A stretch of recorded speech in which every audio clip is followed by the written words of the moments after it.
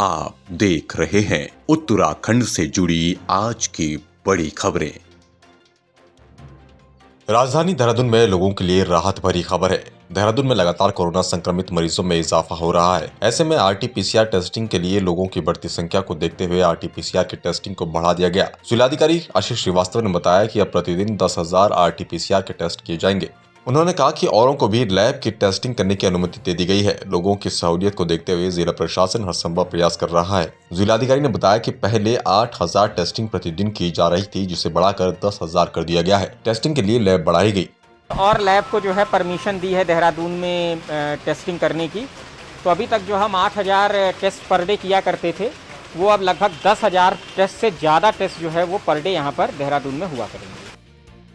मुख्यमंत्री तीरथ सिंह रावत से Bijapur safe house में आज उत्तराखंड से आए काश्तकारों और जनप्रतिनिधियों के प्रतिनिधि मंडल ने मुलाकात की। इस मौके पर उन्होंने मुख्यमंत्री को क्षेत्र की समस्याओं से अवगत कराया। उन्होंने बताया कि गत दिनों हुई ओलावृष्टि से क्षेत्र में सेब की फसल और नकदी फसलों को भारी नुकसान हुआ। इसके अलावा उन्होंने क्षेत्र में सड़क मार्ग से वंचित गाँव की समस्याओं को लेकर भी मुख्यमंत्री को ज्ञापन सौंपा। शिष्टमंडल को मुख्यमंत्री ने हर संभव सहयोग का भरोसा दिया। ओलावृष्टि से प्रभावित काश्तकारों की हर संभव मदद की जाएगी और सड़क की मांग पर भी कार्रवाई अमल में लाई जाएगी।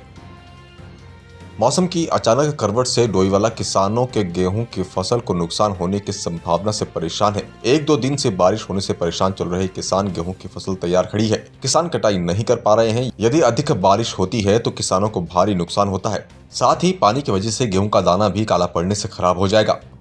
डोईवाला देहरादून क्षेत्रों में जो 1-2 दिन से भारी बारिश हो रही है, उसमें जो गेहूं की फसल है उसमें नुकसान होने की पूरी संभावना है।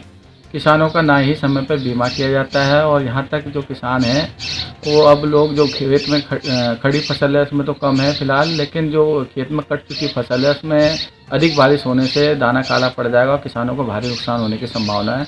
यदि बारिश लगातार होती रही तो किसानों की फसल बर्बाद हो जाएगी।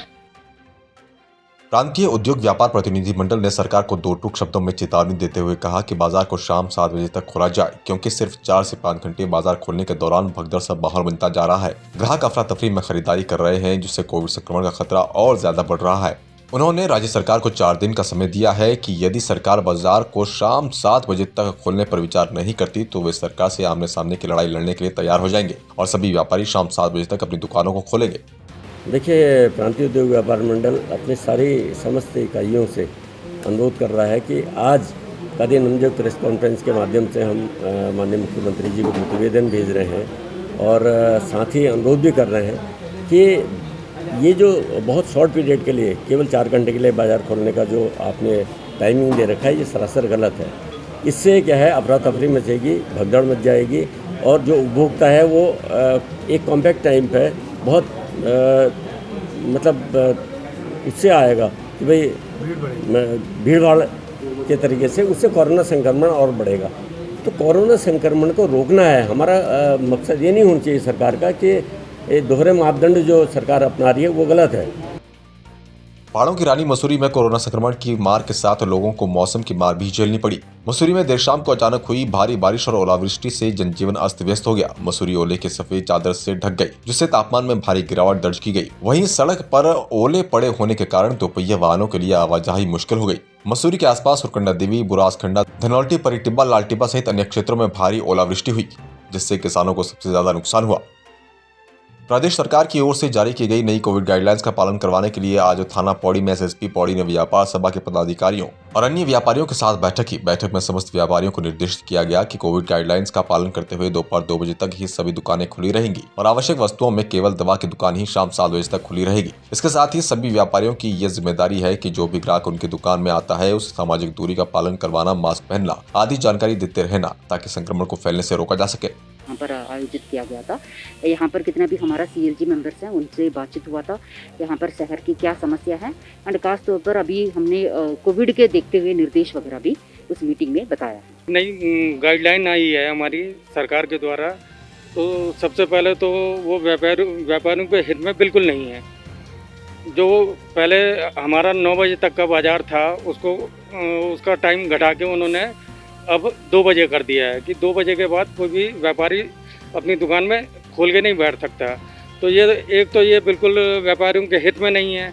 और जो हमारे वर्तमान में पौड़ी शहर के व्यापार की स्थिति है, वो वैसे भी बड़ी ख़राब है।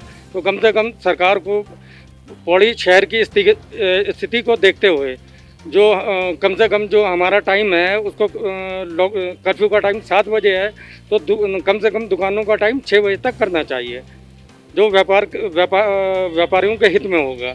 वैसे भी शादियों का सीज़न चल रहा है, तो कम से कम सरकार को इसके बारे में सोचना चाहिए। लालकुआं कोरोना संक्रमित मरीजों की व्यवस्थाओं की तैयारियों का आज नैनीताल उधम सिंह नगर संसदीय क्षेत्र से सांसद अजय भट्ट मोठ हल्दू मोतीनगर और गौलापाड़ा स्थित बागजला कोविड-19 केयर सेंटर का निरीक्षण किया और स्वास्थ्य विभाग के अधिकारियों और प्रशासन को आवश्यक दिशा निर्देश दिए। यहाँ मोटा हल्दू कोविड-19 केयर सेंटर पहुंचे सांसद अजय भट्ट ने कहा कि भर्ती संक्रमित मरीजों के लिए सरकार द्वारा की जा रही व्यवस्थाओं का जायजा लिया। पेयजल, भोजन तथा अन्य आवश्यक सामग्रियों की व्यवस्था को देखते हुए सांसद अजय भट्ट ने संतुष्टि जाहिर की। आने वाले दिनों में समस्या गंभीर भी हो सकती है, बढ़ भी सकती है, घट भी सकती है।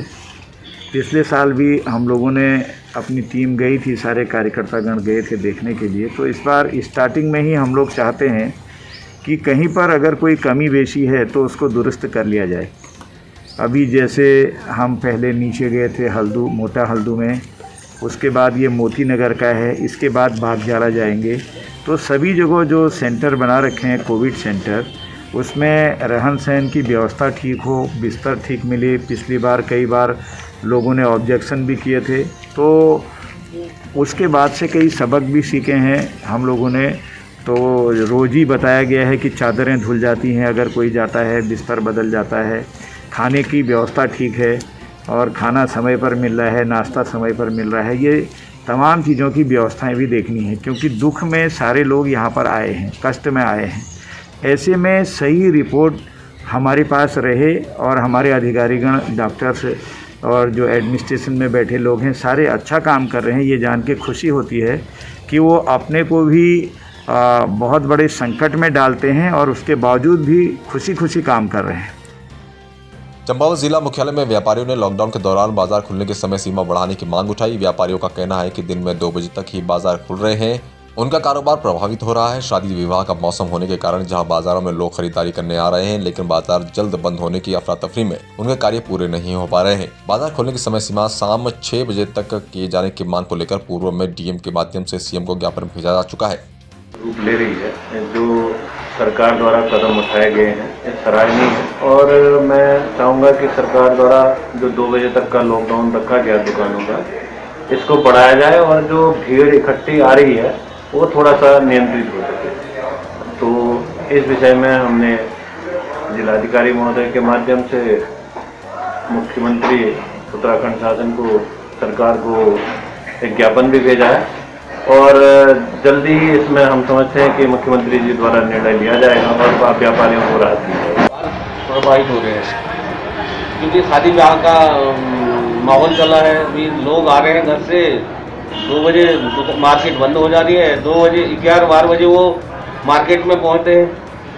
इस वजह से जो है कि ये ग्राहकों में और मैं रोज भी है कि उनका शादी ब्याह का काम चला हुआ है और वो समय से अपना माल नहीं ले जा पा रहे हैं और वाहन वाले जो है उनसे दुगना किराया मांग रहे हैं। लॉकडाउन आने वाला है करके वो उनसे किराए में वृद्धि करो करके कह रहे हैं। तो हमारा कारोबार सब प्रभावित हो रहा है। बाकी अपडेट के लिए बने रहें हमारे संग और देखते रहें हिमालय दर्पण उत्तराखंड।